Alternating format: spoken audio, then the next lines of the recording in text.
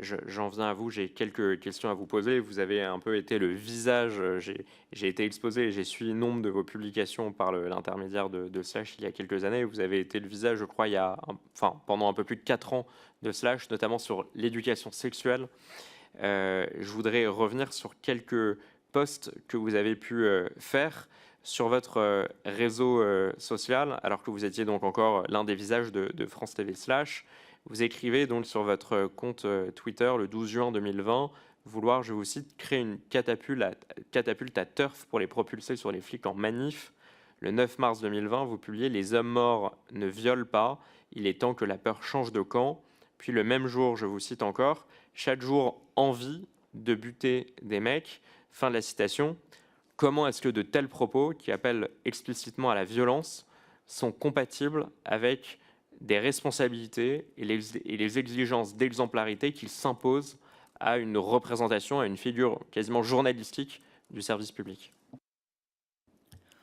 Merci pour votre question, monsieur le rapporteur.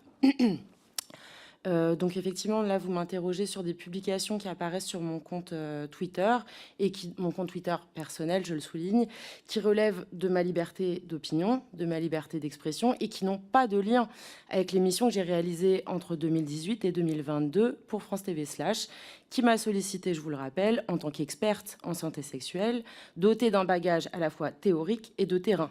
Le but était de porter un programme d'intérêt public, et à mon sens, l'objectif a été atteint, puisque Sexy Souci, ça a été 5 saisons, près de 200 réponses apportées aux questions d'internautes, des millions de jeunes informés, rassurés et orientés vers les structures de santé publique, et enfin, un outil pédagogique reconnu par de nombreux professionnels de l'éducation et du médico-social.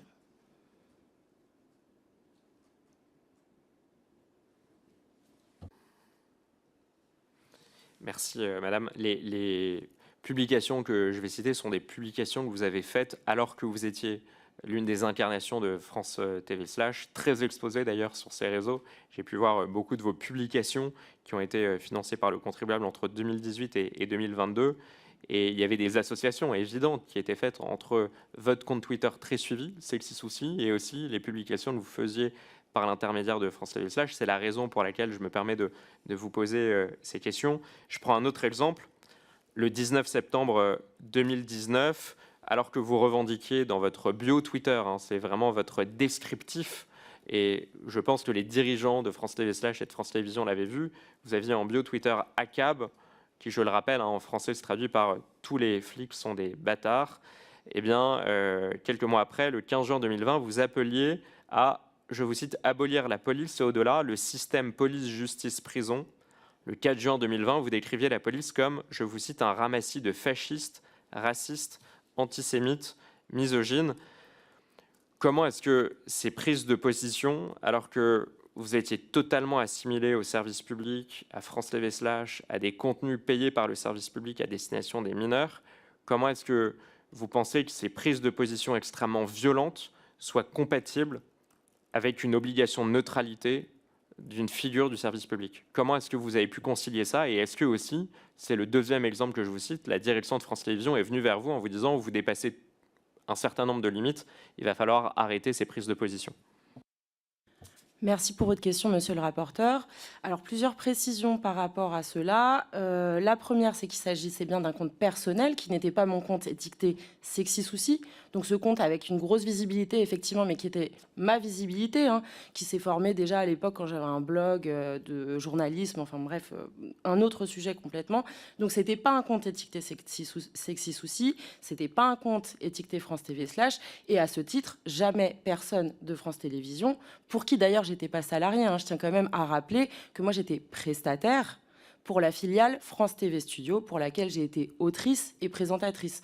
À aucun moment j'ai été salariée de France Télévisions, et effectivement jamais on ne m'a dit tu as le droit de publier ceci sur ton compte Twitter ou tu n'as pas le droit de publier cela sur ton compte Twitter, puisqu'encore une fois c'était sans lien avec mes missions réalisées pour France TV Slash, qui étaient des missions d'expertise en santé sexuelle que j'ai remplies à ce titre-là.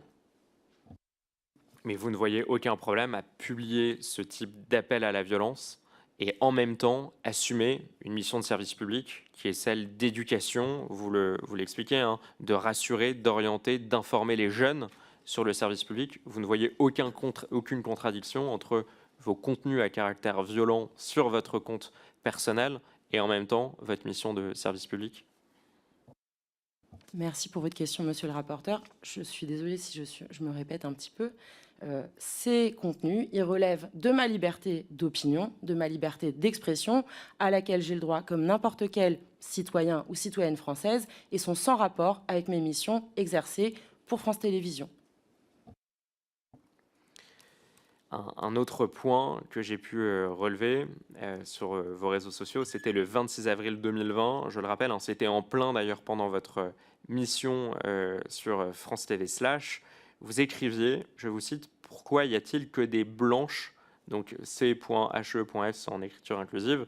Le 4 juin 2020, vous déclariez encore « Ramener ton opinion de petit mec blanc, 3 petits points, c'est indécent ». Le 15 avril 2016, vous évoquiez les préjugés des médecins blancs, che.e.s en écriture inclusive. Vous affirmiez aussi que, je vous cite encore, le racisme anti-blanc n'existe pas et décriviez quelqu'un comme bien blanc, bien quinquagénaire, noticing CSP+, fin de la citation. Si un journaliste du service public écrivait publiquement pourquoi n'y a-t-il que des noirs, est-ce que vous estimez qu'il pourrait rester à l'antenne du service public et incarner l'un des visages qui s'adressent aux mineurs étant payés par l'impôt du contribuable? Merci pour votre question, monsieur le rapporteur. Bien qu'une fois de plus, elle concerne mon compte Twitter personnel, je ne me souviens pas de toutes ces citations. Je tiens quand même à repréciser que je n'étais pas journaliste du service public. J'ai été autrice et présentatrice d'un programme diffusé sur France TV /. Et donc ces propos qui sont personnels, encore une fois, relèvent de ma liberté d'expression, de ma liberté d'opinion et sont sans rapport avec mes missions au sein de France TV /. Juste pour qu'on puisse avancer, je pense que c'est important effectivement qu'on puisse aussi s'interroger sur, effectivement, on peut poser une question légitime, pourquoi France TV / a souhaité travailler avec vous, est-ce qu'ils avaient pris en compte vos contenus, voilà, mais je pense qu'il faut qu'on avance parce que votre compte X n'était pas le compte /. La vraie question c'est, enfin la vraie question, les questions du rapporteur sont des vraies questions, mais une question importante puisqu'on a les représentants de /, monsieur le rapporteur, c'est peut-être de comprendre comment s'est noué ce partenariat, et parce que votre compte Twitter, c'est pas le compte de /. Nous, ce qui nous intéresse, c'est /, qui appartient à France Télévisions, qui a travaillé avec vous, et au regard des contenus que vous avez eu par ailleurs, par exemple sur X, ça nous pose question et ça nous interroge. Je crois que c'est ça. Allez-y, monsieur le rapporteur. Merci, on monsieur Merci, monsieur le président. Si je vous pose ces questions, madame, c'est parce que vous expliquez, certes, vous êtes un prestataire du service public, vous portiez pendant de nombreuses années une mission du service public qui vous a été déléguée. Et quand vous expliquez sur votre réseau social, en même temps que vous portez cette mission de service public, je vous cite, « Pourquoi y a-t-il que des blancs ?» Est-ce que vous pensez vraiment que si quelqu'un qui portait aussi une mission de service public avait écrit sur son compte Twitter « Pourquoi y a-t-il que des noirs ?» Est-ce que vous ne pensez pas que la direction de France Télévisions vous aurait demandé du jour au lendemain, 1, de présenter vos excuses, ça aurait été parfaitement normal, et 2, de démissionner de votre poste? J'aimerais vous entendre là-dessus, parce que ces contenus, je pense, sont d'une grande gravité et particulièrement choquants. Merci pour cette précision, monsieur le rapporteur. De mon côté, je ne pense pas que ce soit ma capacité de répondre sur les décisions qu'aurait prises France Télévisions dans le cas où j'aurais eu d'autres propos. Donc peut-être que je vais passer la parole à madame Tiffaine de Ragnel, parce que là, c'est la limite de mes compétences, je pense. Ou peut-être pour comprendre, est-ce que vous interrogé sur pourquoi est-ce que c'est Diane Saint-Riquier avait été choisie pour présenter Sexy Souci. Et pour que tout le monde comprenne, parce que j'ai pas connaissance. Comme elle l'a rappelé. Est-ce que j'ai pas connaissance, pardon, le rapporteur n'a pas précisé. Est-ce que les contenus que vous citez, monsieur le rapporteur, c'était pendant, d'accord. Donc est-ce que vous avez connaissance, par exemple, de ces contenus-là, et est-ce que vous, à France Télévisions, ils vous ont interpellé ces contenus qui n'étaient pas sur / et qui étaient sur un compte personnel? Est-ce que vous les avez regardés? Est-ce que certains vous l'avez alerté? Est-ce que ces contenus faits sur un compte Twitter vous avez ému, ça vous a amené à réinterroger votre partenariat? Bon, voilà, c'est pour essayer de comprendre. En tout cas, vous nous avez demandé pourquoi on avait choisi de travailler avec Diane Saint-Riquier, qui était, je le rappelle, salariée de France Télévisions Studio, qui était le producteur de ce programme. Nous avions choisi de travailler avec elle parce que, comme elle l'a rappelé dans son propos liminaire, c'est une experte sur les questions d'éducation et de sensibilisation aux questions de sexualité qui sont extrêmement importantes pour le public auquel on s'adresse dès 18-30 ans. Elle figure d'ailleurs dans l'annuaire des expertes qui est utilisé par l'ensemble des médias audiovisuels. Elle a été interviewée à de nombreuses reprises en tant que, compte tenu de son expertise, notamment par le Conseil national du numérique qui était rattaché au gouvernement en 2024. Donc, elle n'a pas été écartée par la sphère publique à aucun moment. Par ailleurs, dans le règlement intérieur de France Télévisions, le contrôle des comptes Twitter et la politique d'encadrement de ce qui est dit sur le compte Twitter s'applique bien aux salariés de France Télévisions, ce qui n'a jamais été le cas de Diane Sarraquier. Pour nous, tant que ces propos n'étaient pas repris dans le cadre de l'émission Sexy Souci ou dans le cadre de France TV Slash, il n'y avait pas de problème et il n'était pas attribué à France Télévisions. C'est-à-dire si quelqu'un... Pardon pour la comparaison, excusez-moi, monsieur le rapporteur. Je ne compare pas du tout, parce que vous dites c'est grave, madame la directrice, donc je ne veux pas vous préciser. Ça pourrait laisser entendre que si demain, il y avait un de vos partenaires qui était, comment dire, responsable, qui commettait un délit, c'est pas ce que vous avez fait, Mme Sarraquier, c'est pas ce que je dis, mais comme vous venez d'expliquer que c'est parce qu'elle n'était pas salariée de France Télévisions, que Mme Sarraquier n'était pas salariée de France Télévisions, que finalement, ça vous regardait pas ce qui pouvait être écrit sur Twitter. Peut-être qu'il faut, enfin, c'est vraiment ce que vous affirmez. Ça veut dire... contrôle éditorial que nous exerçons sur les auteurs ou les producteurs, il s'applique au contenu que nous publions sur nos antennes et pas aux contenus qui sont d'accord. Donc ça veut dire que l'un de vos partenaires qui ne relève pas de notre responsabilité. Mais ça veut dire que si l'un de vos partenaires éditoriaux, par ailleurs, pourrait, je ne sais pas moi, publier des contenus antisémites ou des contenus diffamatoires, ou j'essaye d'être très large dans mes qualificatifs, sur les réseaux sociaux, ça ne vous engage pas et vous ne vérifiez pas du tout? Ce qui nous engage, ce que je vous réponds, c'est que ce qui nous engage, c'est ce que nous publions sur nos comptes et pas des prises de position personnelles. Après, on peut, pour compléter, je vais peut-être passer la parole à Alexandre Dureux, vous expliquer aujourd'hui comment on fonctionne, puisque ces sujets ont pris aussi de plus en plus d'importance et sans doute plus qu'ils n'en avaient au moment où on travaillait avec Diane Sarraquier, un fonctionnement un peu différent. Je me permets simplement de rebondir, parce que je pense qu'il y a un point qui est majeur. Vous expliquez que ces contenus publiés par une prestataire à qui on délègue une mission de service public, qui incarne l'image d'une plateforme du service public, qui indique sur son propre compte Twitter au même moment qu'elle exerce ses fonctions, pourquoi y a-t-il que des blancs, par exemple, vous considérez que quel que soit le contenu, à partir du moment où ce n'est pas tenu à l'antenne ou que ce n'est pas tenu sur une plateforme directement de Slash ou de France Télévisions, il n'y a aucune forme de consigne qui est donnée, il n'y a aucune forme de sanction qui est faite. Donc je reprends la question du président, mais elle me semble très importante. Je n'ai pas l'impression d'avoir eu de réponse, mais en fait, on peut tenir n'importe quel propos sur ses propres réseaux sociaux personnels, même si on est lié par un contrat avec France Télévisions et qu'on incarne aussi France Télévisions vis-à-vis de public. Pour vous, il y a une liberté totale de la parole, quelles que soient les lois, d'ailleurs, que l'on entrave. Monsieur le rapporteur, je vous remercie. Cette question, elle est centrale. Aujourd'hui, les réseaux sociaux ont pris une place effectivement considérable. À chaque fois que nous travaillons avec un visage, avec une incarnation qui représente France Télévisions dans un contenu, nous validons évidemment éditorialement ces contenus qui sont fabriqués par des producteurs. Mais aujourd'hui, nous avons mis en place, avec un service de France Télévisions, une vérification de la e-réputation. C'est-à-dire que nous faisons appel à une société. Je ne peux pas vous expliquer exactement comment ça fonctionne. En tout cas, nous interrogeons le service de e-réputation de France Télévisions qui nous donne un retour sur la e-réputation des personnes avec lesquelles nous souhaitons ou nous interrogeons sur le fait de travailler. En général, nous suivons effectivement les recommandations qui nous sont données par cette équipe sur la vérification de la e-réputation. à ma connaissance, Madame Saint-Riquier n'a jamais été inquiétée pour quoi que ce soit. Et effectivement, nous n'avons pas la capacité matérielle de checker l'intégralité de tous les comptes réseaux sociaux des personnes avec lesquelles nous travaillons. Encore une fois, notre responsabilité éditoriale est de valider les contenus que nous diffusons. J'en ai déjà cité un certain nombre qui, je pense, sont éminemment choquants. Je vais vous en citer encore un autre.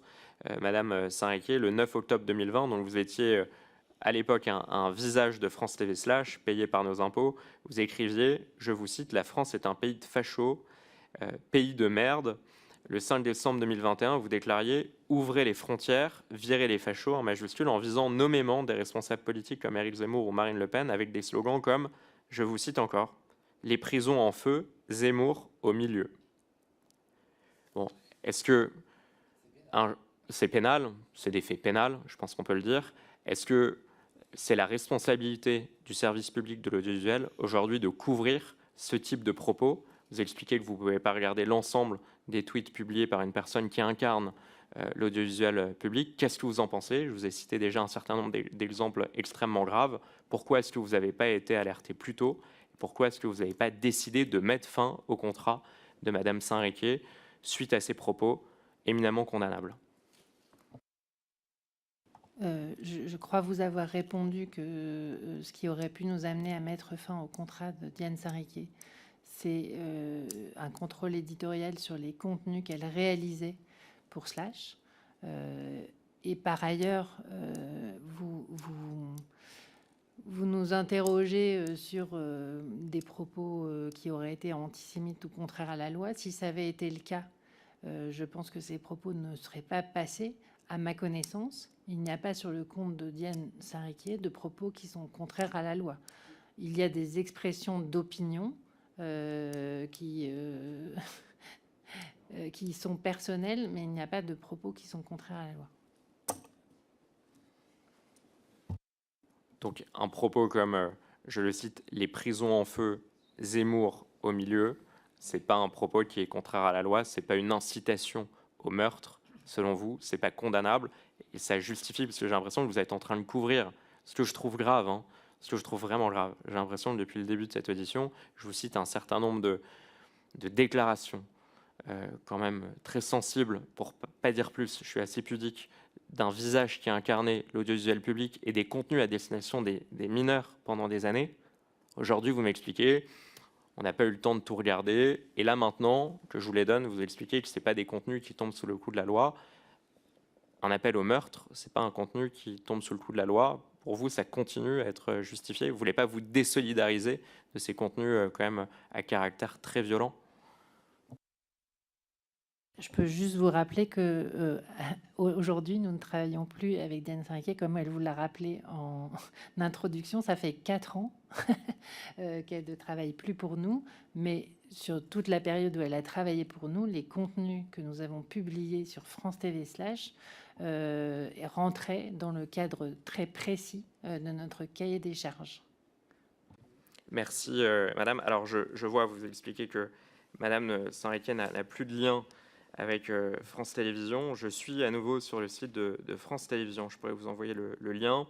L'article « France TV et vous, tout ce que tu as toujours voulu savoir sur le sexe sans jamais oser le demander ». Et je vois que la parole est donnée à Sexy Souci. C'est vous, Madame Saint-Riquier. Et cette publication, cet article, date du 21 mai 2025.